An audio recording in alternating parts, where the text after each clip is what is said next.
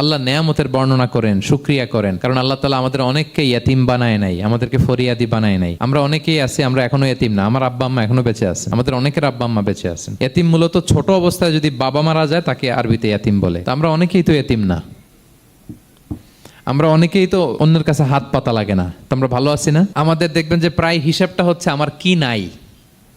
আমাদের হিসাবটা কি কি নাই, কি যে আছে এটার হিসাব করে কুলানোও যাবে না। ঠিক যেই মুহূর্তে এখানে বসে আমরা এই চমৎকার ইফতারি নিয়ে বসে আছি, ঠিক একই মুহূর্তে দেখবেন হসপিটালের আইসিইউতে শুয়ে শুয়ে কাতরাচ্ছে অনেকে। ঠিক এই মুহূর্তে কিডনি ডায়ালিসিস চলতেছে, দেখছেন? কিডনি পেশেন্ট এদিকে ছিদ্র করে ব্লাড সব বের হয়ে রিফাইনিং হয়ে আরেক দিক দিয়ে ঢুকে। ওর চিৎকার শুনলে, বার্ন ইউনিটে গেছেন কখনো?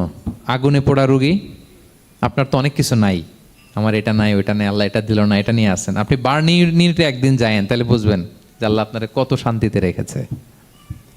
না খেয়ে কয় রাত কাটিয়েছি আমরা, বলেন তো? কত লোক বাড়ি ভাড়া পরিশোধ করতে পারে না, ঋণের বোঝায় জর্জরিত, দুরারোগ্য ব্যাধিতে আক্রান্ত, ক্যান্সারের লাস্ট স্টেজে। তাদের সাথে একটু দেখা করেন, ফোর্থ স্টেজে চলে আসছে ক্যান্সার পেশেন্ট। তার চেহারা, তার খাবার, তার চলাফেরা, কিভাবে তার প্রতিটা সেকেন্ড কাটে, একটু দেখে আসবেন, তাইলে বুঝবেন যে কত আল্লাহর দেয়া নেয়ামতের সাগরে হাবুডুবু খাই আমরা।